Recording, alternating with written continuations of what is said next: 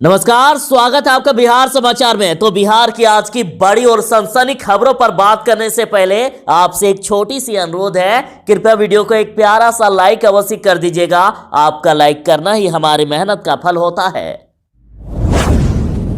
लालू यादव को रिहा करने की मांग की जा रही है और ट्विटर पर यह मुद्दा ट्रेंडिंग पर था। रिलीज लालू यादव ट्रेंड कर रहा था और सवाल भी उठाया जा रहा है, क्या मेडिकल इमरजेंसी में भी उन्हें जेल से रिहा न करना सरकार और सिस्टम की क्रूरता है।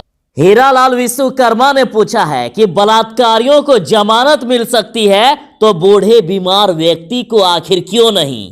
तो ये ट्राइबल आर्मी बिहार का कहना है कि श्री लालू प्रसाद यादव जी को अविलंब रिहा करो। तो ये अरफा कानून शेरवानी कह रही है कि सांप्रदायिक दंगों और आतंकवाद के आरोपी संसद में बैठे हैं और दलितों पिछड़ों के मसीहा लालू प्रसाद यादव जेल में हैं। ये कैसा इंसाफ है, ये कहां का इंसाफ है। रिलीज लालू यादव। लालू यादव की सेहत को लेकर चिंतित है सीएम नीतीश। उन्होंने कहा कि जल्द ही वे स्वस्थ हो जाएंगे। उनके स्वस्थ होने की कामना सीएम नीतीश कुमार ने की।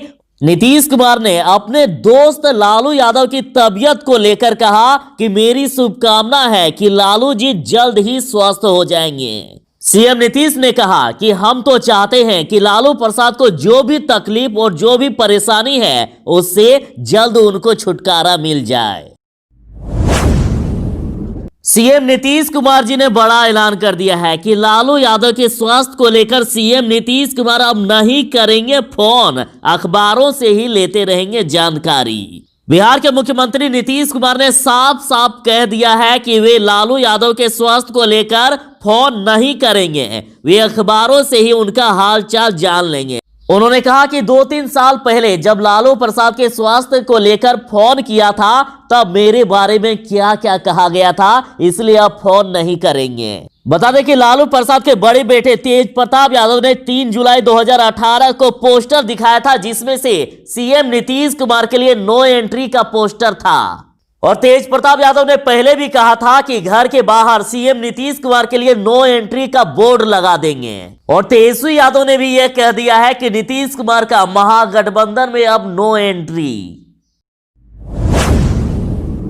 बिहार वालों के लिए खुशखबरी है, बिहार में बम्पर बहाली होगी। सभी विभागों से रिक्तियां मांगी जा रही है और बिहार के उप मुख्यमंत्री तारकिशोर प्रसाद ने बड़ा ऐलान कर दिया है कि पूरे बिहार में बम्पर बहाली होगी। राज्य सरकार इसकी विस्तृत कार्य योजना बना रही है। इसके लिए सभी स्तर के पदों की पहचान करने के साथ साथ विभिन्न विभागों से रिक्तियों की मांग की जा रही है। बिहार के युवाओं के हित में बड़ा कदम उठाते हुए बिहार सरकार राज्य में बड़े पैमाने पर बहाली की कवायद में जुट गई है। तो पूर्व मुख्य सचिव बीएस दुबे ने कहा कि सरकार 1 साल में 1 लाख से 1.5 लाख सरकारी नौकरी दे सकती है। अगर सरकार वित्तीय वर्ष 2021-22 में 1.5 लाख नौकरी देगी तो इसके लिए अतिरिक्त 16,000 करोड़ का इंतजाम करना होगा। लालू यादव के बेहतर स्वास्थ्य के लिए दिल्ली एम्स में उन्हें भर्ती कराया गया है। तो आखिर डॉक्टर क्या कह रहे हैं ये भी आप जान लीजिए।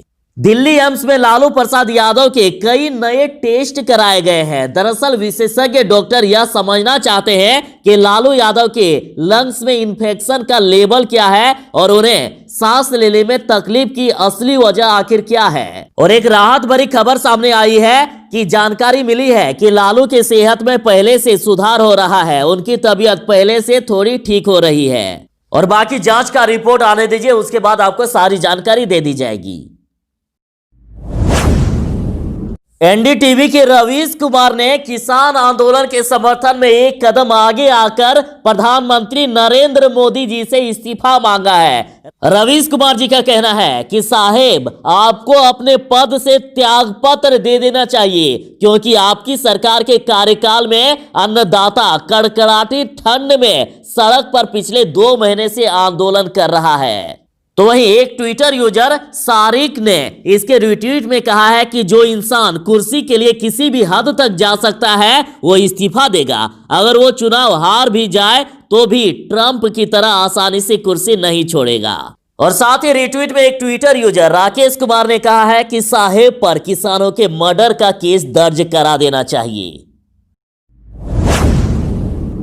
आरजेडी ऑफिस में नृत्य। देखिए, आरजेडी सुप्रीमो लालू प्रसाद यादव दिल्ली में भर्ती और अनुशासन का पाठ पढ़ाने वाले जगदानंद सिंह कराते रहे कर्पूरी जयंती में नृत्य। तो इस पर जदयू नेता डॉक्टर अजय आलोक ने पूछा है कि ये लोग लालू जी की बीमारी के गम में नाच रहे हैं या खुशी में। स्वर्गीय कर्पूरी ठाकुर से तो लालू जी को कभी कोई मतलब नहीं रहा और वो तो लालू जी की राह का रोड़ा थे। तो अब लालू जी की पार्टी आरजेडी जयंती क्या खाक मनाएगी, लेकिन जयंती के नाम पर नाच नया ट्रेंड है भाई। युवा राजद ने कहा है कि भ्रम में ना रहें, जातिवाद आज भी चहुं ओर है और चरम पर है और इसका सबसे बड़ा सबूत है आदरणीय लालू प्रसाद यादव जी का जेल में होना और लंबे समय से स्वास्थ्य की दयनीय अवस्था होने के बावजूद उन्हें देश विदेश में उपलब्ध बेहतरीन इलाज का लाभ लेने से घृणावश वंचित रखना।